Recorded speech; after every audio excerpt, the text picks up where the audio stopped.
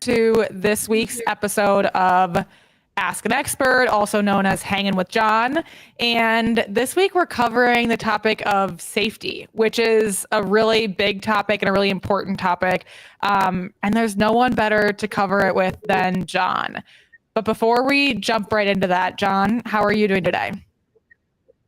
I am doing great. I just finished teaching my last lesson, and everything here is good. I'm actually doing even better because I was looking down because my working student just told me she was turning off the sprinkler that I forgot was on in my jump ring. So I'm even better now than I knew I needed to be.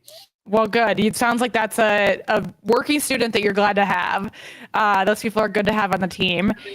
And you guys, I know that there's a lot of Jon stans in this community. And if you haven't already, you have to watch the documentary that came out really just all about Jon last week. And it's called Jon Holling Beyond the Arena. Correct me if I'm wrong on any of this. And you can find it on the Jon and Rick show on YouTube. And it is so awesome. So definitely go and check that out. You'll learn a bit more about Jon. And then definitely watch all the way until the end. I would recommend. So yeah, I thoroughly enjoyed it.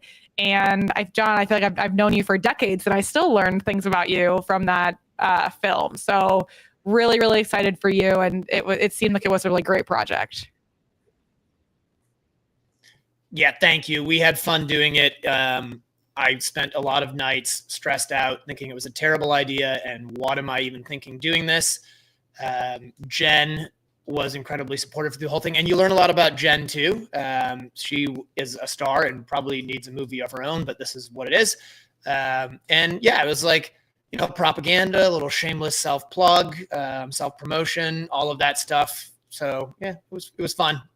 Yeah, well, a major theme in that was really what a big advocate or driver of safety that you've been within eventing in the US and just like North America as a whole. And so I'm excited to jump into this topic. And for anybody who's new here, Jon is the chairman of the USEF Eventing Sport Committee and National Safety Officer for the US to the FEI. So definitely you are on the front lines of this topic. And so excited to get your perspective on some of these questions.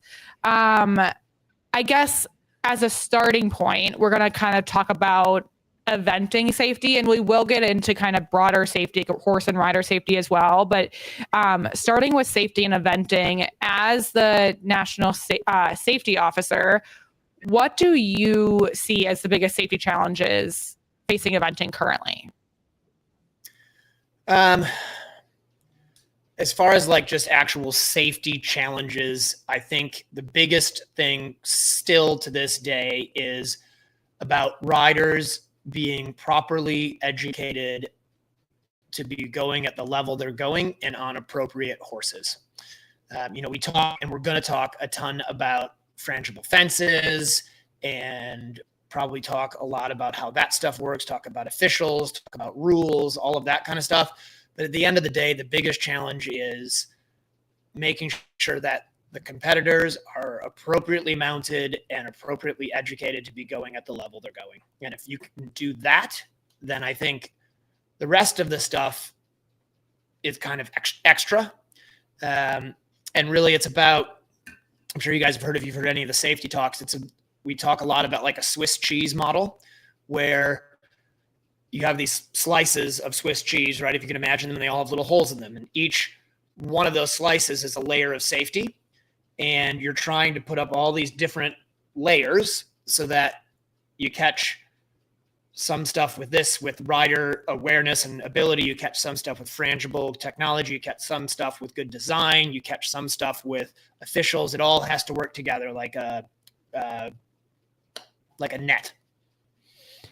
Yeah, no, it's a really helpful analogy. And I think it is, there's so many aspects of it. Like there's riders, there's horses, there's like equipment, there's obstacles, like the number of things that are involved in this formula is vast, and so it's a lot to manage.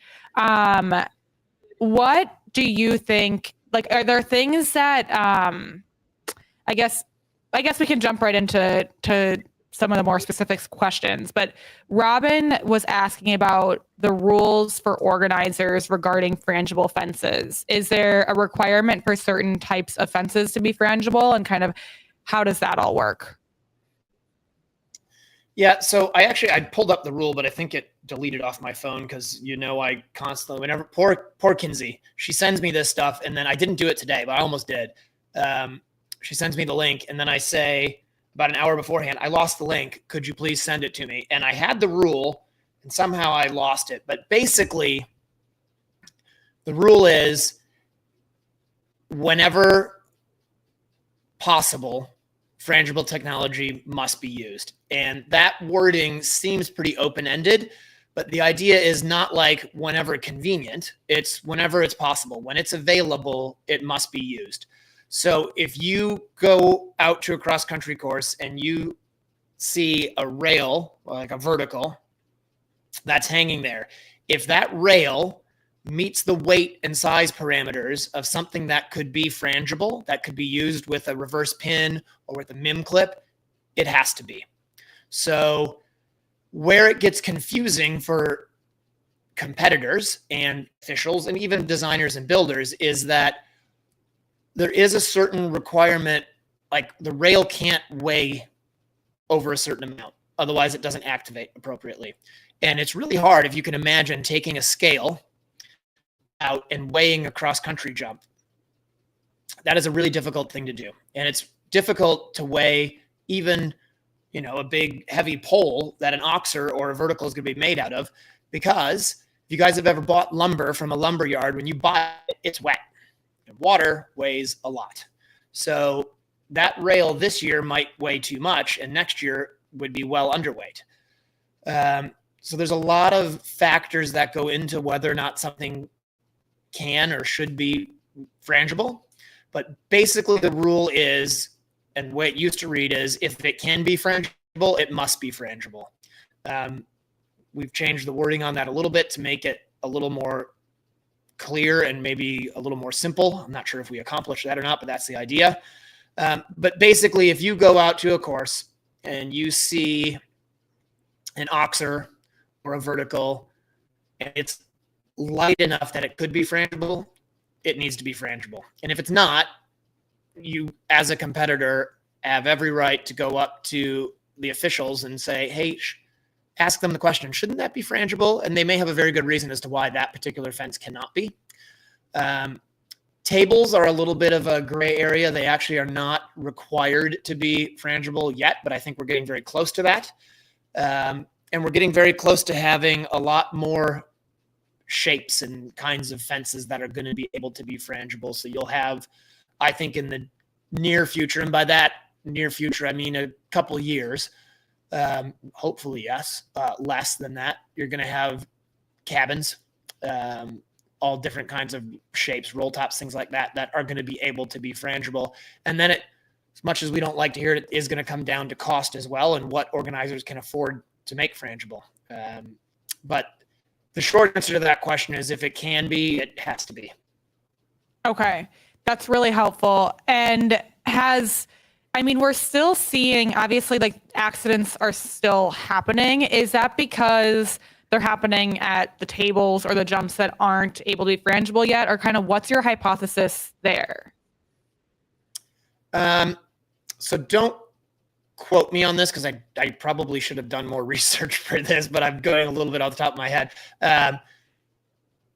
But the frangible fences are statistically significantly safer. I know that. I can't tell you that we've had, and I don't want to say anything to jinx it, but I don't believe we've had any tragic accidents at frangible fences. We've had horses fall occasionally. The idea of a frangible fence initially was to prevent horse falls. You're going to have that still from time to time, but the idea is they aren't going to have the big rotational fall at them if they activate correctly. But I think one thing that's super important and that we need to make sure we're really clear on when we're talking about using frangible devices and really all of the things that we're doing to improve safety on cross country is cross country statistically is safer today than it ever has been. Like, we are having less falls as a whole, right? Top to bottom in our sport. There are less accidents and injuries than there used to be. So I think that's a really important thing to know is, like, through all of this stuff and through, like, we obviously, the most recent one was Liz, and like through all of that bad stuff that we hear about, and none of that is acceptable or okay. I was just the other side of the tree line when Liz had her fall. It's horrible. But I think you have to take it in the big picture of things and know we're making significant improvements, and we need to keep pushing forward and not be discouraged when you have an accident, which, as somebody involved in it, I can say when it happens, you have an accident, you do get discouraged, but you have to look at it and say, right, okay, yep, it still happens from time to time, and we have to keep working towards making it better. There's always going to be inherent risk in the sport of eventing with cross country, but we are improving things. It is safer. Yeah. I know. So frangibles is like a big innovation that's kind of come about in the last decade. A big thing that like or something that is becoming more a part of the conversation are like the MER rules, and kind of what can you explain how those work? Grace specifically asked if you can discuss the new MER rule modification from moving from training to prelim. She said, I believe it now requires 1 modified and 5 trainings. Many people in areas without many modified events are concerned about this. Yeah. I think one thing to know is, and I can't remember, but there was a year lead up to let organizers hopefully be able to start building some more modified courses. And I guess all I can say to Grace is, like, I hear you, and I, being from Area 4, completely understand that there's going to be less opportunities in some areas than there are in others. Look, when modified first came out, I fought against it. I thought it was a terrible idea. I thought that it was going to slow my ability to bring horses along. I thought that it would increase expense to the sport. I thought that it was dumbing down the sport. Having said that, I've now ridden all of my horses that I have right now that are going above modified, have all done modifieds. It's incredibly helpful. It is very good for the horses. I was dead wrong. It does add some expense to the sport. It adds expense for organizers. It adds expense for competitors. I think the thing I would say is, if you are in an area where there aren't enough modifieds, you have some options. You can go to organizers in your area and offer to help out, and not like, hey, I want to come judge this weekend, but offer to help out fundraising and helping them build a modified course. You could find a piece of property, become an event organizer, and build a modified course. You could travel and go places where there are modified courses. So I think the thing is, like, as I've had this conversation with people, it's very easy to just be like, well, that's the way it is. It's too bad. It's just, you're going to have modified. You have to have it. And I don't want it to come across that way, because that's not the intention. But I believe, and the USEA believes, and the USEF believes, that horses and riders at unified level are going to be, and are successful at it, are going to be safer and more successful going preliminary than horses that are just going from training level to preliminary. We believe that. We've looked at it. It makes sense. And I don't want to be unsympathetic to people who say, I'm going to struggle to get that done. I hear you. We get it. It's why there was a bit of a lead up in the hopes that we could get some more modifieds out there. I will say that when we looked at it, we're aware that the middle of the country and the West Coast have less of them. The hope is, like, quite honestly, probably some of those events that have the preliminary divisions and don't have a ton of entries there, hopefully they're going to say that, gosh, if we put some money into a modified, we might get some horses to go modified and then get some more horses to go preliminary and help grow the sport a little bit. We know it's not perfect. I know it's not perfect. I know that it is messy, and I know that there are people who are really angry about it.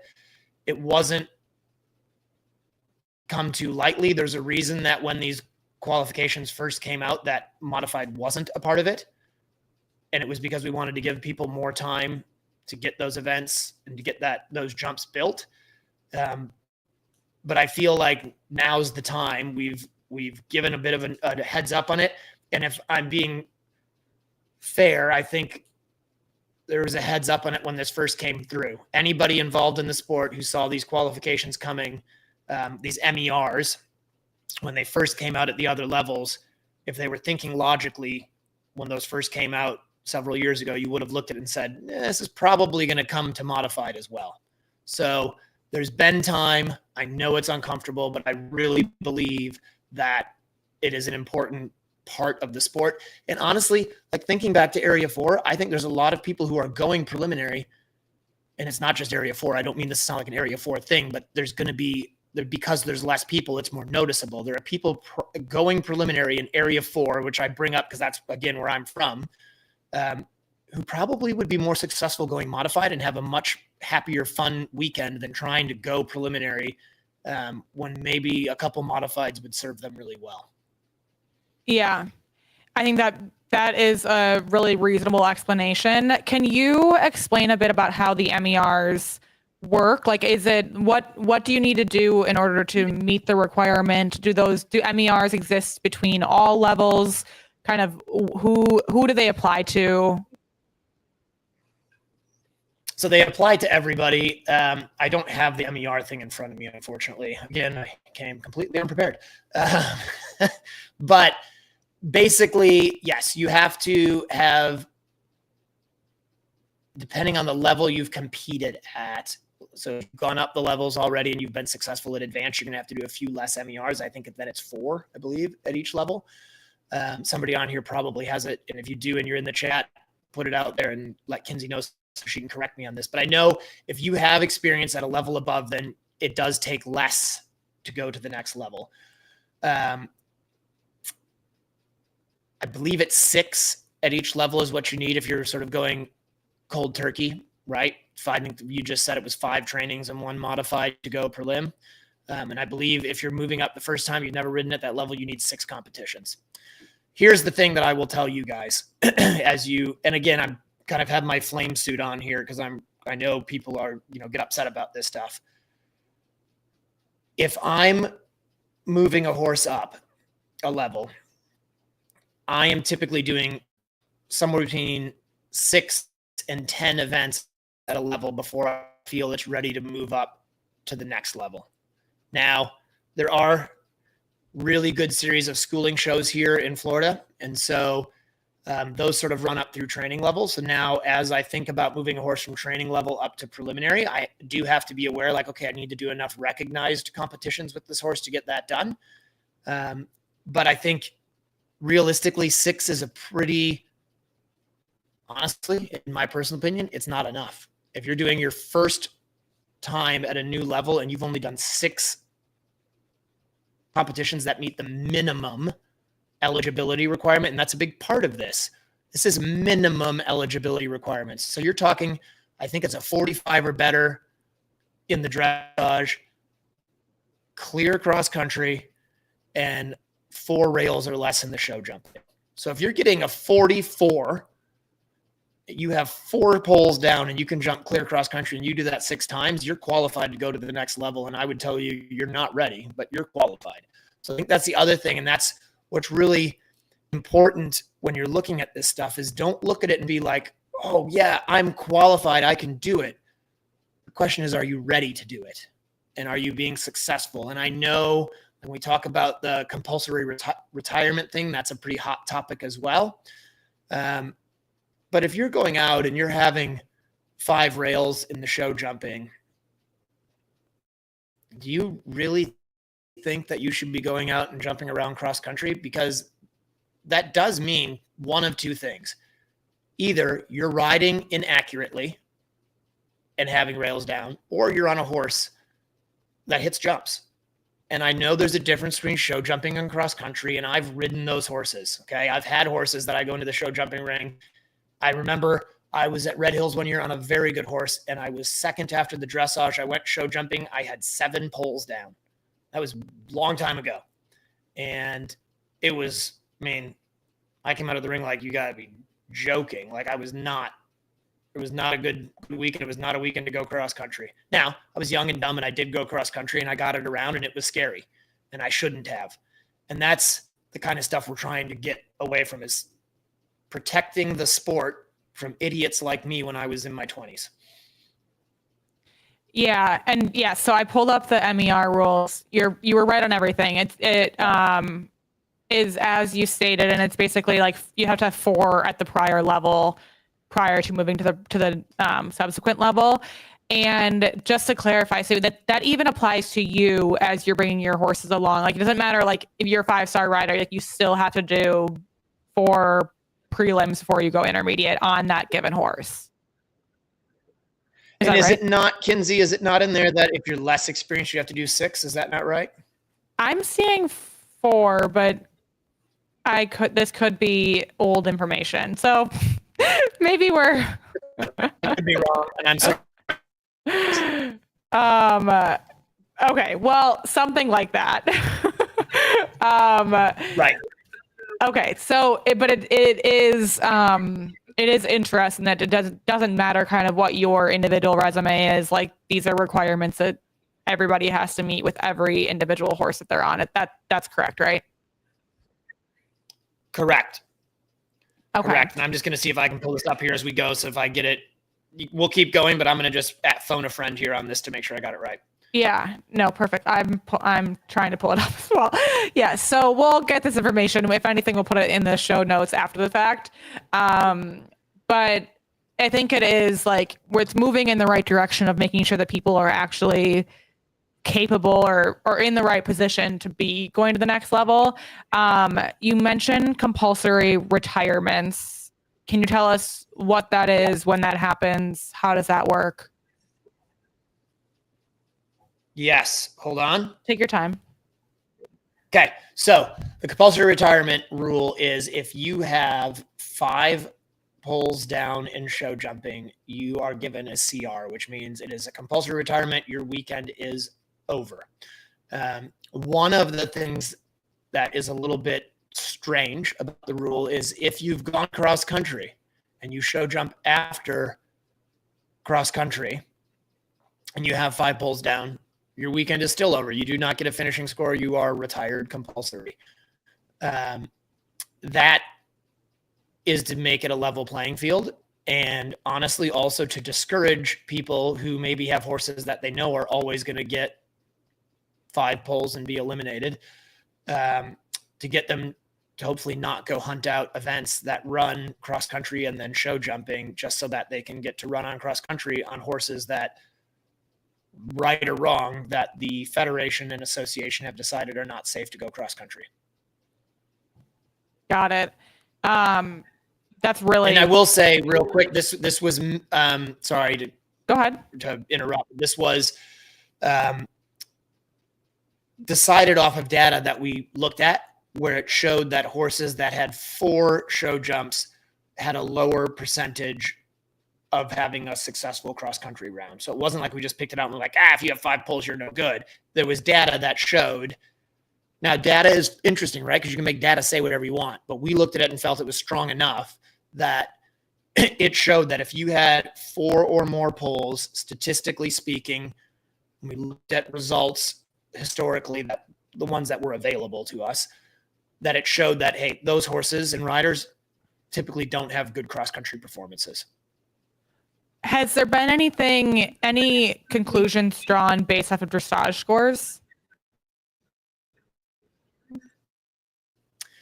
Not as clear. Yes, but not. It wasn't as black and white as show jumping. Show jumping was pretty obvious. In fact, as I recall, and I don't know that it was set in stone, but we all looked at it, and actually there was some evidence to say that the horses that were getting real bad scores were actually pretty good cross-country horses sometimes, which was kind of an interesting anomaly. I don't want to say that I encourage you to get bad horses on the flat, but it didn't show as black and white as the show jumping correlated to it.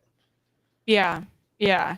So Sloan sent an interesting question. She's asking, what are your thoughts on the impact of how accidents get recorded on the pace and progress of safety improvements? She said, I think we've all seen that what are really horse falls coded as RF, including Liz's accident at the AECs. Do you think this prevents or slows down the process of identifying fence safety issues that could be improved? Obviously, accidents can happen anywhere, and I would assume we will eventually hear from Liz that they fell at a type of fence she's jumped a million times. But it seems like if we are missing some number of horse accidents as opposed to rider accidents, we are missing a chance to address potential safety concerns. Yeah, she's absolutely right. So it is a huge challenge that these things get recorded correctly. Now, in Liz's case, the reality is it matters statistically, but the safety committee has seen it. We know not exactly, but we know exactly what happened there.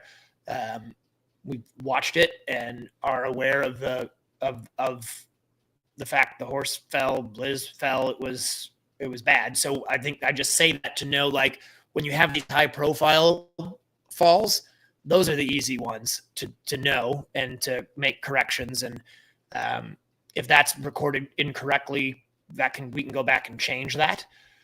But it does matter. And we know what happens where you have an event in wherever, Middle America, that has maybe a less experienced official, or maybe the official wasn't there. So then you have to go off of what a volunteer jump judge tells you happened.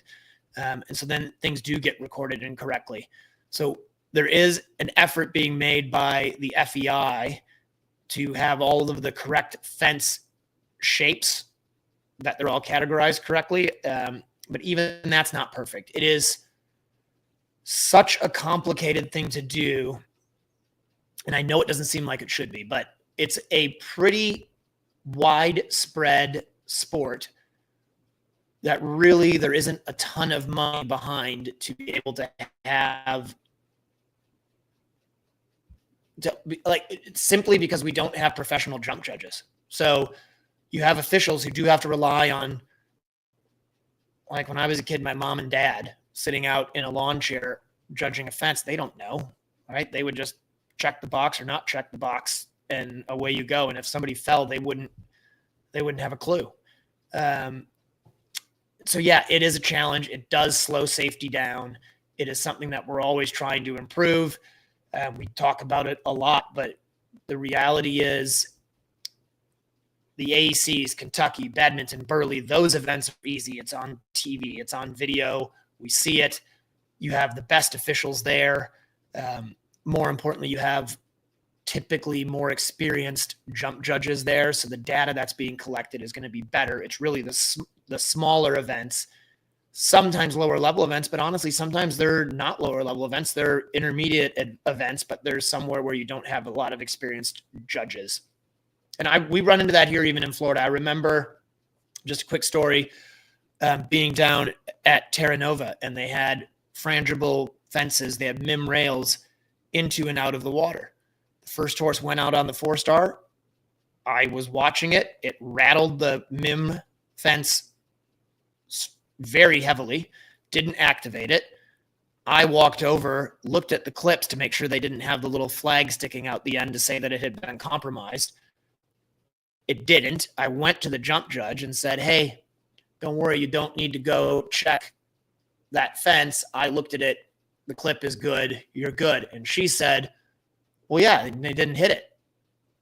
So she didn't even know the horse had hit it, probably because it was first horse of the day. She was organizing her papers. She looked up, yep, good, we're good.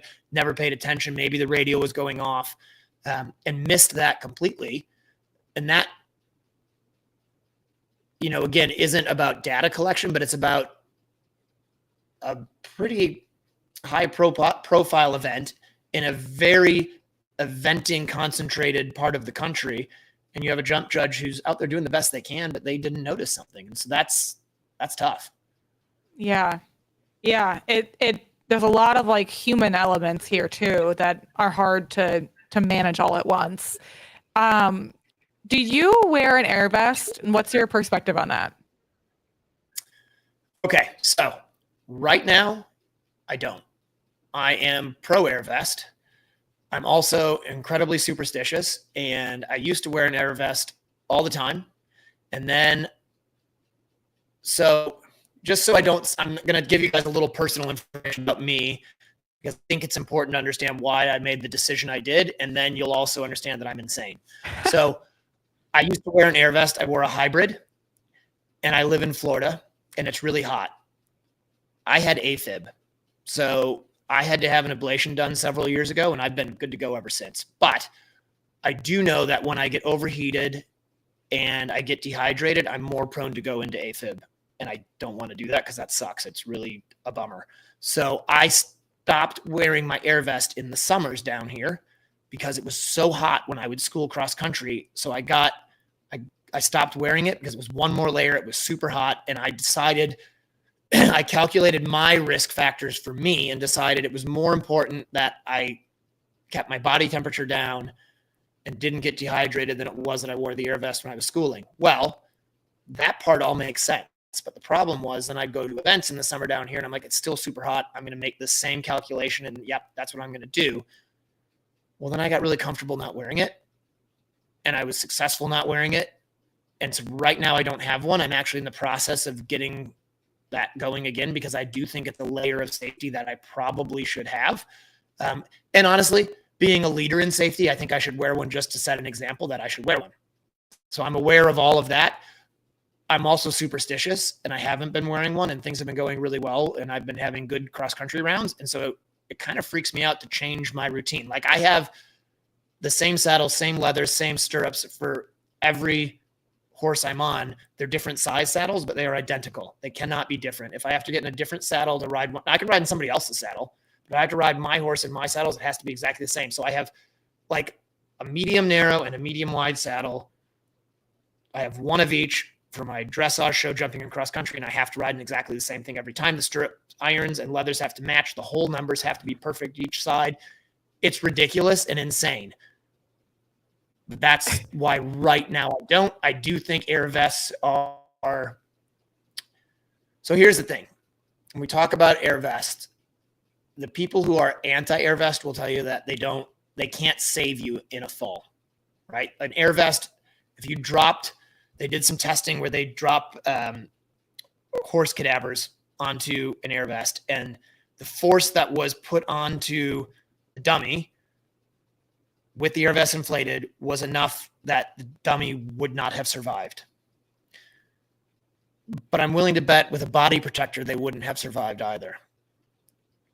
But with both, it's got to be better, right? I don't see why a body protector and an air vest wouldn't be safer than just a body protector. Sort of like if you're in a car and you just have an airbag go off, but you don't have your seatbelt on, it's not going to work. And if you just have your seatbelt on, but you don't have airbags, it's not going to work as well.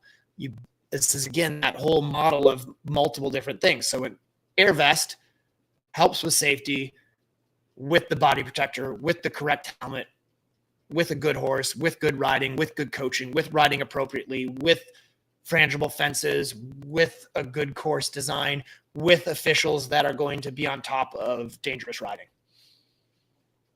It's a lot that has to happen right in order for everything to go right. I think out of curiosity, do you have like competition socks? Like, do you have like things that you wear every time you compete? I have a few things I wear all the time. I definitely have a routine. Like, so I don't have socks that I wear all the time. but I do have a bracelet that's actually made out of the shoe that Direct Merger was wearing at Red Hills, and I always wear that. That's probably the one thing I wear all the time when I'm on cross country. Sometimes I don't have it at lower level events, but any big event I'm going to have that on. But then I basically have like a routine of how I run my day before I get ready to go. Very cool. I respect it, honestly. I think if it works for you, do it. And it's clearly yeah, working but for I need to have an air vest. Like that is Yeah. something that I need to get back to. I agree with that as well. Okay, so in your opinion, just with the current state of the sport right now, and we will get into kind of more general like horse and rider safety stuff here in a second, but to kind of tie a bow on the eventing stuff, is your opinion that the sport of eventing is in jeopardy in general with all of these safety issues that we're experiencing? And do you think it will continue to be in the Olympics? And do you think that's a good or a bad thing? That's a lot of questions. Let me know if you need me to repeat. No, I got it. So I think the sport of eventing could be in jeopardy if we don't navigate things correctly. I think that one of the things that's super important is that as a sport, we take on safety. We don't ignore when things go wrong. And that we make sure that any of the rules, requirements, things to make the sport safety come from us and not from the outside in.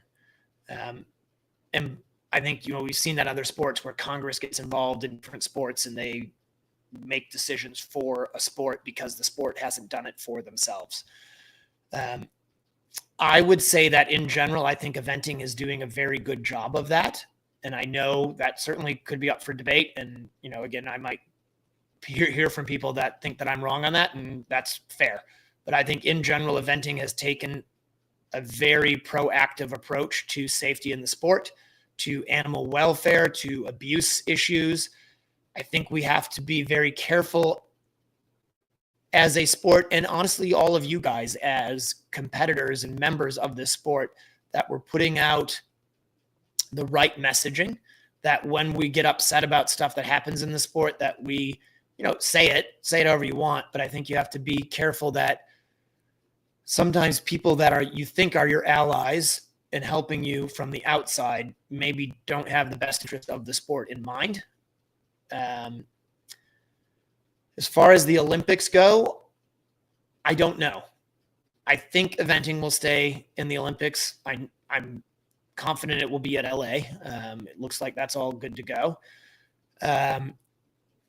It's going to change, and I don't like change, but it will change. The sport has changed a lot already. LA is going to be a short, so show jumping is going to be last.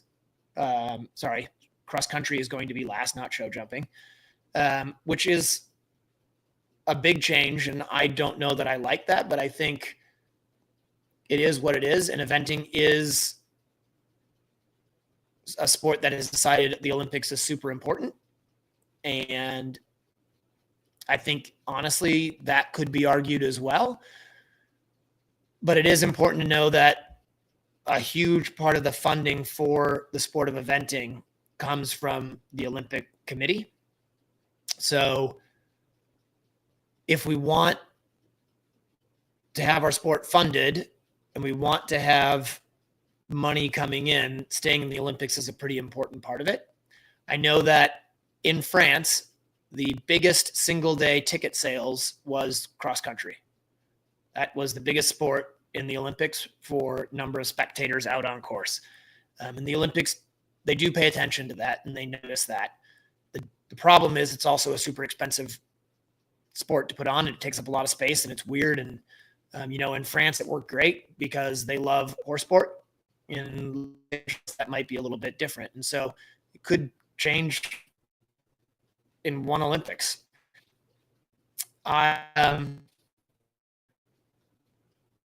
Personally, I have said it before. I don't know that the Olympics are that big of a deal for us. I think there's a lot of successful sports that don't go to the Olympics. But I have very good friends who completely disagree with me on that and think that it we have to do everything we can do to be in there. I feel like since I've been involved in this sport, I have seen us make a lot of compromises as to who we are as a sport just to stay in the Olympics. And the analogy I use is I had a girlfriend when I was in high school that I liked a lot more than she liked me. And I did everything I could do to try to be a different person so that she would like me. And in the end, she didn't like me because that wasn't me. And I think we have to be really careful that we don't change who we are as a sport just so the Olympics like us, because if they don't like us, they ain't going to like us. And we might be better off just being who we are. And so we've made a lot of compromises. We probably still will, but I think there is likely going to come a point where we're going to say it's not worth it. And I think we're dangerously close to that line. Yeah, that's such an interesting data point about ticket sales in France. I didn't know that. But it's, I mean, it's really, that makes sense as far as why it's lasted this long in the Olympics, if that's the case. 'Cause otherwise, I mean, it is such a big event for the committee to put on, and that expense is really significant. So, and I think to that point, Kinsey, if as a sport we want it to stay in the Olympics, one way that we can make sure it does is all of us from all over the country need to go to LA for cross country day, right? And I think it's going to be hard to get tickets. They might actually already be sold out, but I could be wrong on that. But we got to go support it, and we got to be huge fans here in America because it's not a big sport here like it is in Europe. But we need to support it if we want it to stay. Yeah. Well, I am behind that. Let's do that. Let's make that happen. I can commit today to wanting to be there in LA. So that sounds great. Okay. As far as rider and horse safety preparation, Aaron is asking about some common mistakes that lower level riders make that compromise safety that you see on like a regular basis. So it's interesting, right? I see on a regular basis people wanting to compete at a level that they are not able to practice successfully at home. So not my full-time students, but I will more often than I would like get people who will show up for clinics or show up for like a one-off lesson here at my farm and say, I want to go preliminary. And so I'll set up a preliminary show jump course and they cannot successfully ride it.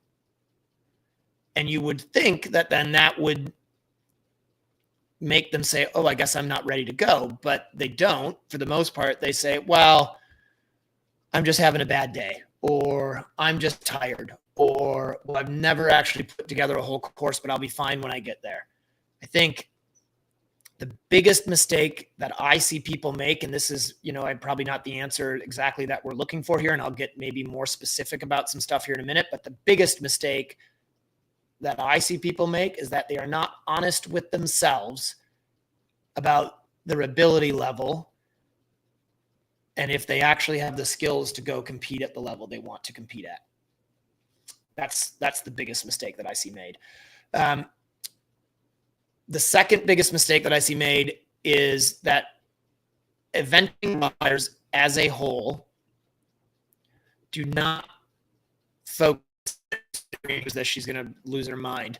They do not focus enough on being able to see a distance and be able to produce a canter that they can see a distance out of.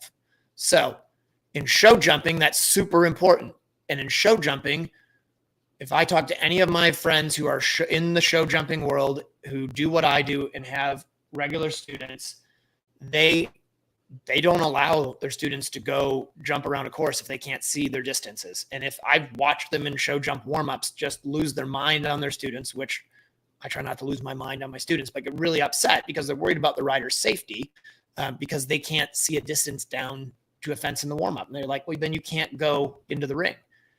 And yet somehow in eventing, because of cross country, because of the changes in terrain, because it's hard to predict numbers of strides and things, riders tend to be okay with the fact that, like, well, I don't see a distance, I leave that to my horse. And I think, look, like at novice and training level, you probably can get away with that. But when I go out on cross country at any level, I know what every line walks, what it should be. And then you jump into the line and you react. And so, like, as an example, you might have a jump, 6 strides on a bend, down a hill, ground levels off to another jump. Well, okay, you've got this hill, so it may not be 6, but I know roughly what the canter should be coming in. I see my distance. I go down the mound. I level off to the fence, and I know, okay, if I'm going 5, cool, that's fine. We're good. We're going to move up there, and we're going to go get that. But I think, in my opinion, riders need to be able to see a distance, need to be able to ride accurately enough to these fences. If our friends in the show jumping world think that that's important and they're jumping jumps that fall down, then I think it's really important for us when we're jumping jumps that don't fall down. And I can hear it already. Oh, we have frangible fences. Ha, ha, ha. Those fall down. Trust me, guys. It's like 5 joules of force to knock down a show jump. It's, I think, 200 and something. I can't remember. It's like there's a range, but it's basically 200 joules of force to knock down a cross-country fence. So it ain't the same thing. But you need to be able to successfully see a distance. You need to also be strong enough, physically fit enough to be able to gallop around a course. That's another thing that I see a lot, where you are doing something that is reasonably athletic. I would say of the sports of show jumping, dressage, and eventing, cross country demands the most rider fitness. You can do a dressage test and not be super fit. If you are fit, you're going to be better, but you can not be super fit. You can show jump and not be super fit. But cross country, you do have to be able to get up out of the saddle, gallop, sit down, jump fences, gallop away, stay up out of the saddle. You have to be fit, and you have to do that for what? Somewhere between 4 and 7 minutes sort of through preliminary, and 10, 11 minutes at the 5-star level. So, like, you have to be a reasonably fit person, and that means you have to put in the hours and the time to do that, whether that's just saddle time or going to the gym. That's up to you, but you have to be reasonably fit to be able to do that as well. Yeah, and fitness is not only important for when you're in the saddle, but it's also if you fall off and you're fit, like you have strength and muscle, the likelihood of you having like minimizing the injury, I think is a lot higher. So I think that's a really good point. And Aaron is also asking about things to look out for as an amateur when attending clinics as far as safety goes. And obviously you're going to answer this, but one thing that came to mind when she asked that for me was just, it can be hard sometimes as an amateur to like speak up for yourself at clinics. And I think, or even, for anybody to speak up for yourself at clinics, because you don't know this person. So I think that's always something that like, I would love to hear your perspective on like how to navigate that when you're at a clinic and you don't necessarily agree or don't feel comfortable with what they're suggesting. Okay. So this is a little bit, it is a tricky situation. So one thing I do when I teach clinics is in my little preamble, and sometimes I forget to say it, and then I usually bring it up partway through, is the instructor in some way, shape, or form should open the line of communication. So what I usually say to people in my clinics is, look, this is what we're going to do. This is the stuff I want you to do. If anything that I'm asking you to do seems weird or uncomfortable, or you are not comfortable with an exercise, you need to tell me. And then I say, I might disagree with you and I might tell you that you can do it, but you need to not be shy. You need to tell me about it. So what that means to you as a participant in a clinic is if you're riding with an instructor, particularly one that maybe you don't know, but honestly, sometimes the big name guys that you do know, you need to feel comfortable talking to them. Any of them. You need to feel like you can speak up for yourself. And honestly, if you get into a situation, and I know this is like taboo, but if you get into a situation where you're in a clinic and you are truly uncomfortable with what's being asked of you, just stop. Don't ride in the clinic. It doesn't matter how much money you spent on the clinician. You don't have to be rude, but you can absolutely say to them, you know what? Thank you very much. I don't mean to be making a scene, but actually, I think I've had enough today and my horse feels great and I really appreciate it, but I'm going to head home. And they might get upset.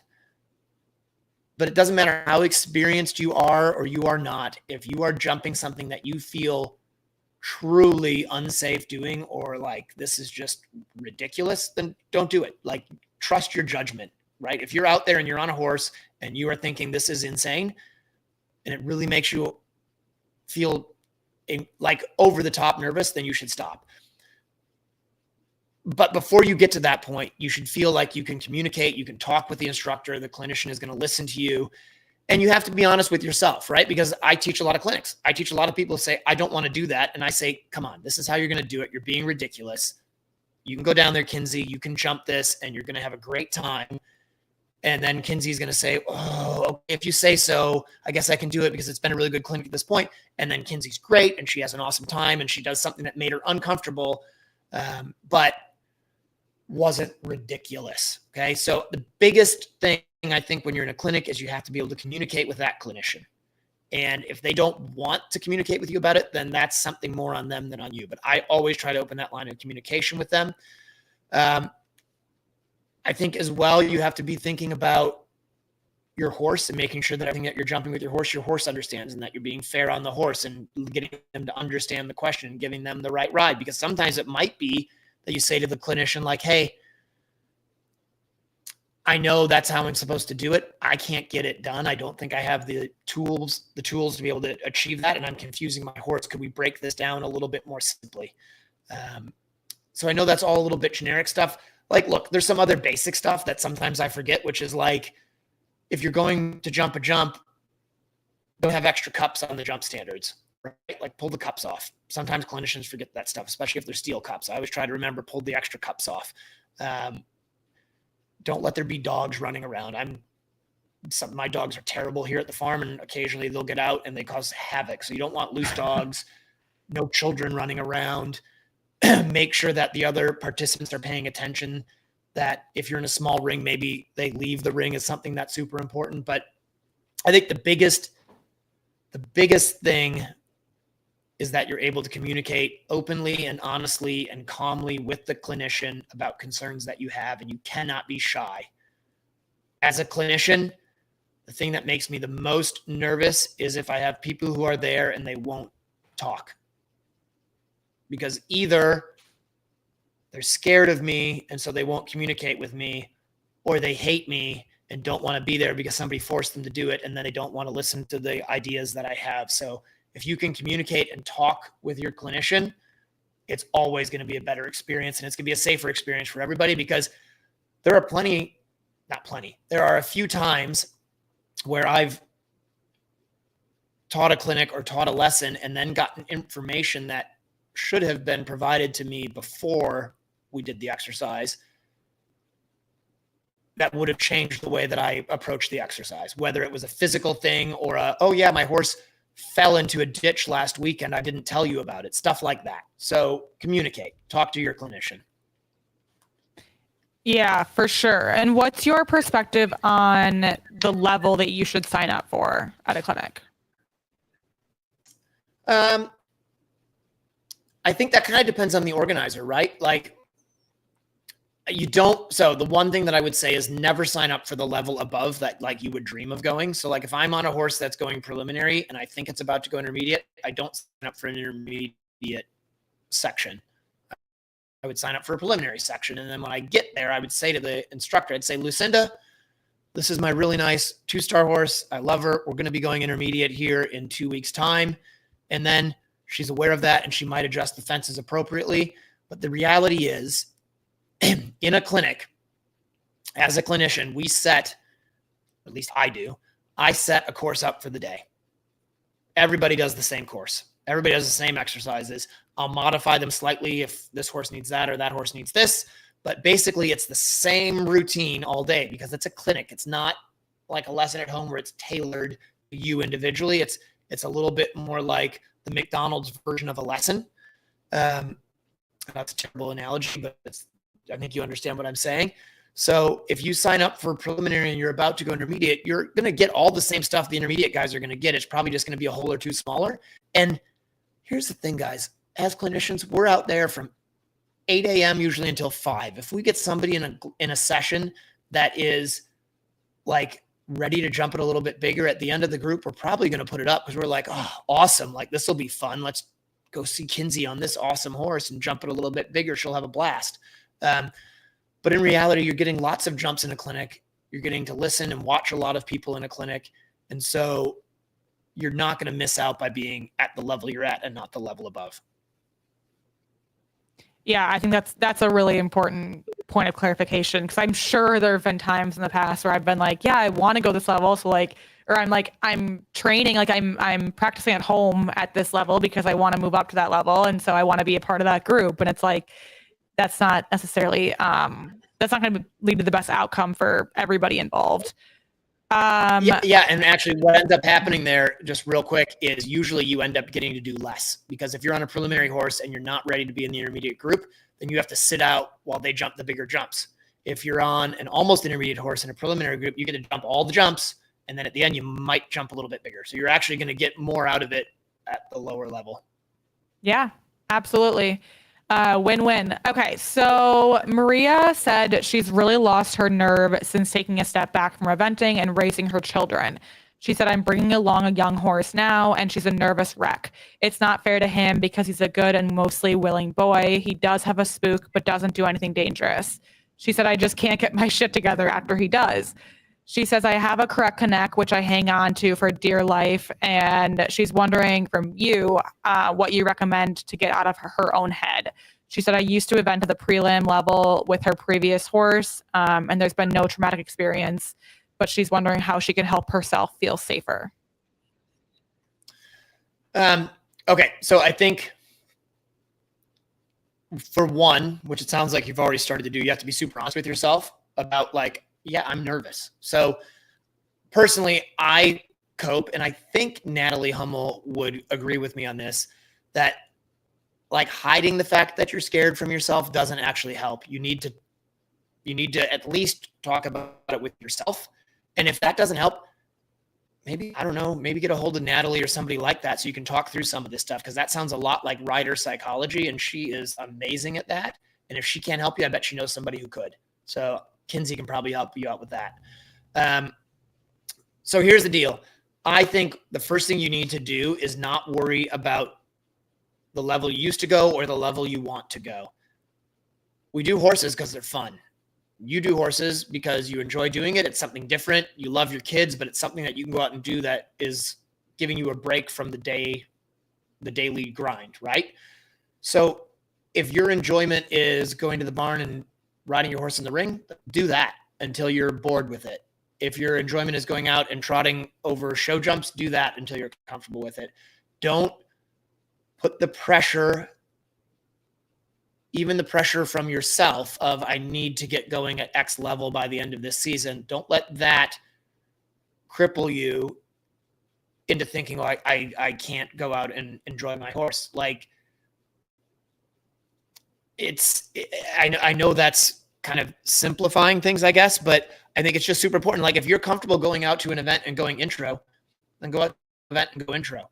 Don't worry, like, because I've had people say this to me, like, oh, yeah, can you still hear me? Because then my thing's telling me I have bad connection. I can hear you. Okay. Don't worry about like, oh, I'm going to enter the intro event and it costs the same as the preliminary event to enter. So what? Like, I know I'd say, so what? Like, it's money. I understand it's money, but if you're enjoying it, you're having fun competing, that's what it's all about. Whatever the level is, who cares? That's only pressure you put on yourself. Nobody else cares. And if they do, then they're not really your friend anyway. And just go out and compete at a level you're comfortable at, and don't feel the pressure to move up unless you want to move up and you think that'd be fun. But like, I have so much fun riding my young horses. And to be honest, I usually have more fun riding my young horses than I do my experienced horses, because there's less pressure on me to like have to go out and be awesome. Don't get me wrong. I love riding my upper level horses too, but it is about having fun. It is about enjoying the horses. So just, I think it sounds to me like you need to probably talk to a sports psychologist about it a little bit, because you need to reconcile what makes you nervous. And then here's the other thing. Know, like, when you get nervous, what does that do to your riding? Does it make you ride backwards? Or does it make you ride really fast and crazy? Does it make your hands get bad? And that way, if you can at least be aware of what it does to you as a rider, then you can adjust your ride for that. Jon, I think I can speak for Natalie. I think she'd be really proud of you for that answer. That was really great advice. And I love that. I love that approach of just like always coming back to like what part of it brings you joy and focus on that, and then move on as you can, or as you see fit. Okay, well, we've covered a lot of ground in this hour, and Jon, thank you so much for kind of digging deep into some of these somewhat tough, like they're tough topics. Like there's not necessarily a right answer to a lot of this stuff, and it's really helpful to get your perspective on it, because you really have a good view on everything that's going on in the sport, and you're so relevant in the topic of safety. And so really appreciate you taking the time and sharing your expertise with us. And yeah, just thank you as always for being so great. Well, I appreciate that. Thanks for having me on. And I feel a little bit bad, like maybe I didn't have all the specific details. So if we need to get some, like the MER official rule out there for everybody, we probably should do that, because I should have probably had that done, but I've been cleaning up from hurricanes and teaching lessons all day, so I'm sorry. No, don't stress at all. The thing about like MERs and all of that kind of like those like data points or specifics, it's super easy for us to put that in the show notes. So we will do that, and it's always great to just get your personal perspective on it. So that's really been the real value add here. So thank you, Jon, as always. Thank you, everybody who submitted questions. Those were really helpful and thought-provoking. And I hope you have a wonderful evening. Awesome. Thanks, guys. Thanks, Kinsey.